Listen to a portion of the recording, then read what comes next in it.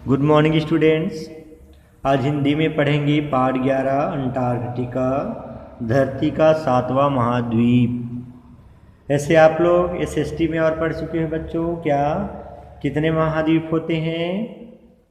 तो 7 महाद्वीप।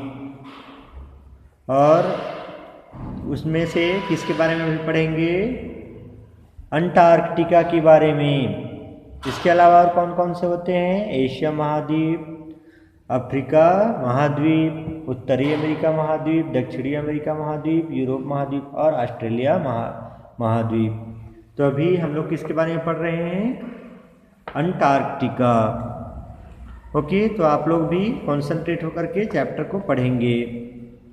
पाठ के बारे में समझ जाते हैं। प्रस्तुत पाठ में धरती के 7वें महाद्वीप अंटार्कटिका के बारे में बहुत सी रोचक जानकारियाँ दी गई हैं। अंटार्कटिका की खोज, वहाँ की जलवायु और जीव जंतुओं संबंधी ऐसी अनेक जानकारियाँ हैं जो इस सुदूर महाद्वीप के बारे में और अधिक जानने की जिज्ञासा उत्पन्न करती है। तो चलिए बढ़ते हैं चैप्टर को। अंटार्कटिका धरती का 7वां महाद्वीप है। महाद्वीप समझते हो आप लोग बच्चों? महादेश। इसका आकार भारत और चीन से बड़ा है। किससे बड़ा है? भारत और चीन से। पृथ्वी के 6 महाद्वीप भूमि के रास्तों और समुद्री रास्तों से जुड़े हुए हैं, किंतु अंटार्कटिका चारों तरफ से पानी से घिरा है और सबसे अलग थलग है। यह दक्षिण अमेरिका के दक्षिणी छोर केप हॉर्न से 900 किलोमीटर दूर है। यह दूरी विमान द्वारा लगभग 1-1.5 घंटे में तय की जा सकती है। अंटार्कटिका की 95% भूमि बर्फ से ढकी है। नोट कर लीजिए बच्चों इस पॉइंट। क्या अंटार्कटिका की जो भूमि है 95% मीन्स 95% जो भूमि है बर्फ से ढकी है।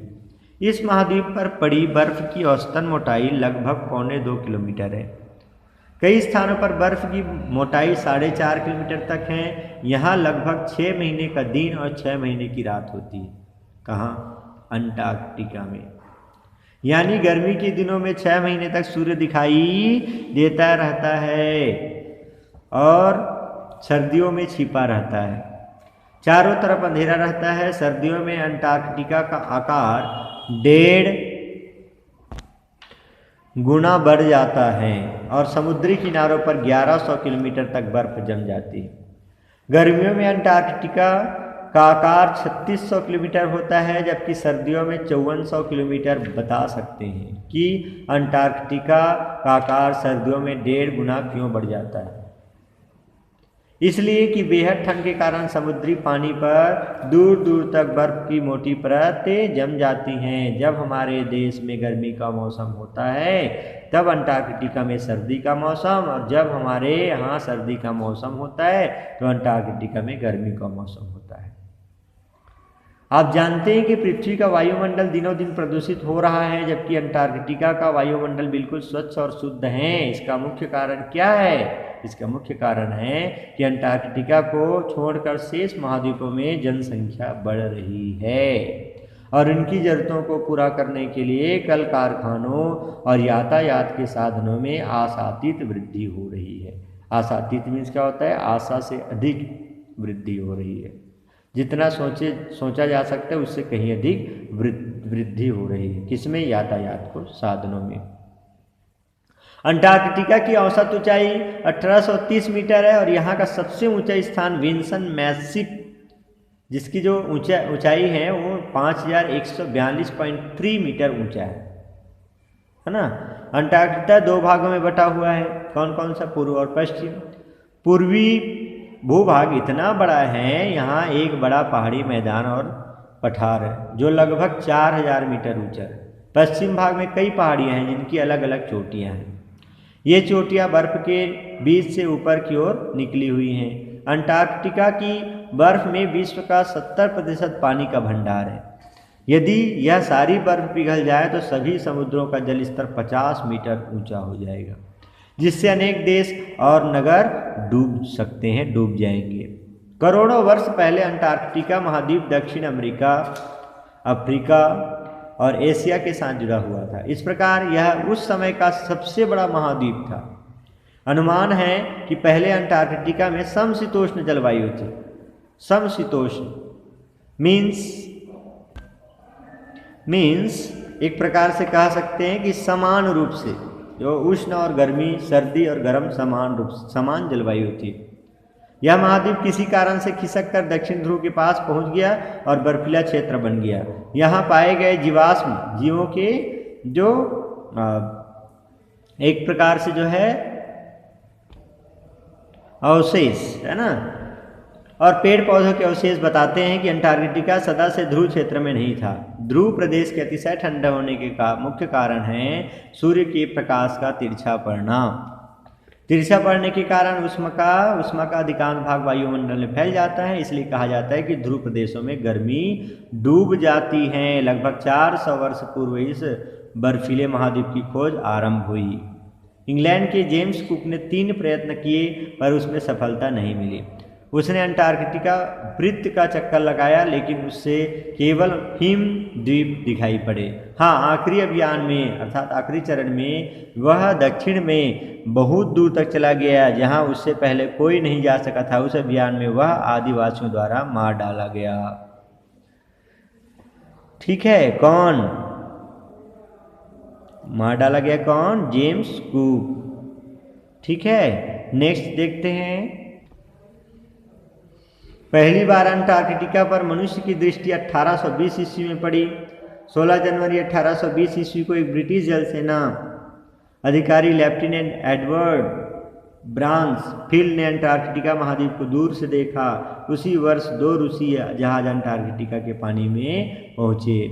ब्रिटेन, अमेरिका और रूस ने अंटार्कटिका की खोज की महत्वपूर्ण योजनाएं 19वीं शताब्दी में बनाई।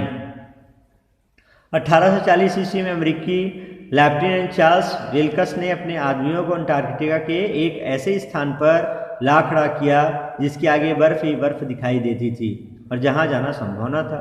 उसने अपनी डायरिया में लिखा, अब जबकि सब लोगों को यह विश्वास हो गया है कि दक्षिणी भूमि वास्तव में है, मैं इसका नाम अंटार्कटिका महाद्वीप रखता हूँ। 1841 में जेम्स क्लॉक रॉस अपने 2 जलपोतों के साथ उस सागर तक पहुंचा जो पश्चिम को पूर्व से अलग करता है। आज यह रॉस सागर के नाम से प्रसिद्ध है। रॉस ने वहां 2 ज्वालामुखी पर्वत खोजे, जिनमें से एक आज भी सक्रिय है। रॉस और उसके साथियों ने एक बहुत बड़ी हिम की दीवार देखी, बर्फ की दीवार देखी, जिसकी ऊंचाई 45 से 46 मीटर थी। जहां तक दृष्टि जाती थी वहां तक वही हिम दीवार फैली हुई थी।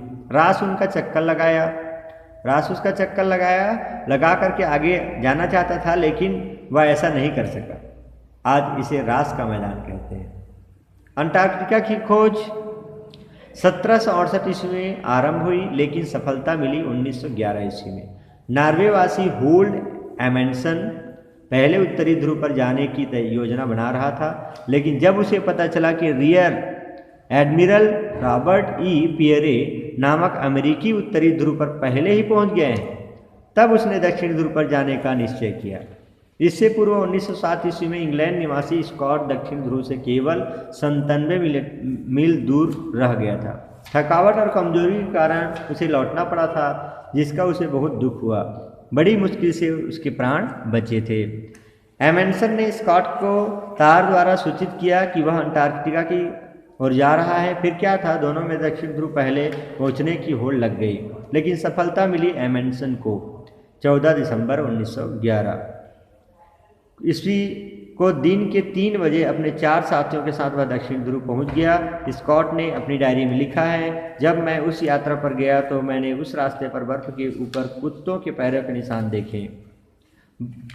इस प्रकार स्कॉट को पता चल गया कि नॉर्वेवासी पहले ही दक्षिण ध्रुव पर पहुंच गए हैं। स्कॉट और उसके साथी दक्षिण ध्रुव पर 17 जनवरी 1912 को पहुंचे। उसी यात्रा में स्कॉट को अपने कई सहयोगियों सहित अपने प्राण गंवाने पड़े थे। स्कॉट की डायरी में आखिरी लेख 29 मार्च 1912 ईस्वी का लिखा पत्र मिलता है, भगवान मेरे लोगों का ध्यान रखना। इसके बाद विश्व के अनेक देशों ने अंटार्कटिका में रुचि लेना आरंभ किया। भारत में उनमें से एक है और उसने अब तक कई अभियान दल वहां भेजे हैं। भारत का प्रथम अभियान दल 6 दिसंबर 1981 को रवाना हुआ गए थे और 9 जनवरी 1982 ईस्वी को वहां पहुंचा। भारत ने वहां दक्षिणी गंगोत्री नाम से एक अनुसंधान केंद्र भी स्थापित किया है। इनमें अनेक प्रकार के उपयोगी अनुसंधान कार्य होते हैं, जैसे मौसम विज्ञान, रसायन विज्ञान, जीव विज्ञान संबंधी अनुसंधान आदि अनुसंधान में खोज सर्च।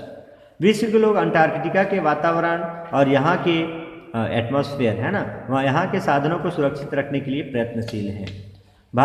अभियान दल के एक सदस्य ने बताया, जो अभियान दल हैं उसके एक सदस्य ने बताया, अंटार्कटिका के ऊपरी भाग में बर्फ ही बर्फ है, इसलिए उस पर कोई पेड़ नहीं है। मिट्टी की सतह पर कवक और शैवाल के अतिरिक्त वहाँ लाइकेन वनस्पति हैं। कहाँ? अंटार्कटिका में। कौन से वनस्पति? लाइकेन। यहाँ 2 प्रकार के ऊंचे पौधे भी होते हैं, लेकिन इसके समुद्र में जीवन ही जीवन है। सील मछली समुद्री प्राणी है जो बर्फ के नीचे बड़ी संख्या में पाई जाती हैं। समुद्र में जहाँ बर्फ नहीं होती वहाँ वे झुंड बनाकर रहती हैं। यहाँ क्रिल नामक छोटी मछलियाँ भी बहुत हैं जो व्हेल का भोजन है। एक दिन में व्हेल 2 टन तक क्रिल खा जाती हैं। अनुमान है कि यहाँ लगभग 10 करोड़ मीट्रिक टन मछलियाँ हैं। यहाँ सिम्प नाम का एक शाकाहारी प्राणी है जो पानी पर तैरती काई को खाकर जीवित रहता है। फिनपीसा नाम की मछली की कई प्रजातियाँ यहाँ मिलती हैं। संसार में पाई जाने वाली मछलियों की 2000 प्रजातियों में से केवल 100 प्रजातियाँ यहाँ पाई जाती हैं। समुद्री प्राणी स्क्विड भी यहाँ अधिक मात्रा में मिलती हैं। यहाँ व्हेल मछली की कई प्रजाति मिलती हैं। नीली व्हेल 31 मीटर लंबी होती है। 31 मीन 31। इसका वजन कम से कम 100 टन होता है, 160 टन होता है। इसका जो वजन है ना नीली व्हेल की कितना है? 160 टन होता है और यह पृथ्वी का सबसे बड़ा प्राणी है, जैसे यहाँ दिखाया देखिए। पेंगुइन दक्षिण ध्रुव का विशेष पक्षी है। यह बिना पंखों वाला निराला पक्षी है। इसके आगे का भाग सफ़ेद और शेष काला होता है। इसकी कई प्रजातियां हैं जो दक्षिण भाग में पाई जाती हैं। पेंगुइन के अतिरिक्त एल्बेट्रस, पैट्रेल और स्कुआ नामक पक्षियां की कई प्रजातियां भी पाई जाती हैं। अधिकतर पेंगुइन जहां से अंटार्कटिका का सागर आरंभ होता है उसके दक्षिण की ओर पाए जाते हैं और वहाँ और उड़ने वाले पक्षी उत्तरी भाग में। अंटार्कटिका का सागर आरंभ होता है, जहाँ से अंटार्कटिका का सागर आरंभ होता है उसके दक्षिण की ओर पाए जाते हैं। कौन? अधिकतर पेंगुइन और उड़ने वाले पक्षी उत्तरी भाग में। एम्परर पेंगुइन की ऊंचाई 1 मीटर से भी अधिक होती है। यह तैरते हुए हिमखंडों पर घूमता हुआ पाया जाता है। डेड लाई पेंगुइन एम्परर पेंगुइन से कद में छोटा होता है। यह एक भिन्न पक्षी है जिसकी रुचि दूसरों के संबंध में छानबीन की होती है। एल्बेट्स बहुत बड़ा पक्षी है जिसकी छाती सफ़ेद होती है, जैसे यहाँ दिखाया हुआ है ना, और इसके पंखों के कोने काले होते हैं। पंख खोलने पर इसकी लंबाई 1 मीटर से भी अधिक होती है। आदमी की अनजानी चीज़ों, प्रदेशों, जीव जंतुओं आदि के प्रति गहरी रुचि के कारण हमें रोचक और उपयोगी जानकारियाँ उपलब्ध होती हैं। अंटार्कटिका महाद्वीप पर फिल्में और पर्याप्त साहित्य उपलब्ध हैं जिन्हें आप देखना और पढ़ना जरूर पसंद करेंगे। इस प्रकार से इनके लेखक कौन हैं? इस चैप्टर के लेखक शशि कुमार शर्मा जी हैं। तो बच्चों इस चैप्टर में इतना बताया गया है, इसके बारे में आप लोग और डिटेल से अच्छे से पढ़िएगा और बार बार पढ़िएगा इसको। यदि कुछ आप लोग को डाउट रहता है किसी शब्द पर, सेंटेंस पर, तो उसे मीटिंग में जो है ज़रूर कंसल्ट करिएगा। ओके बच्चों, तो नेक्स्ट वीडियो में जो है इसके बैक एक्सरसाइज के बारे में देखेंगे और बैक एक्सरसाइज को आप लोग और इस चैप्टर को पढ़ करके प्रयास करिए कितना जो है बैक एक्सरसाइज को आप कंप्लीट करते हो उसको। ठीक है।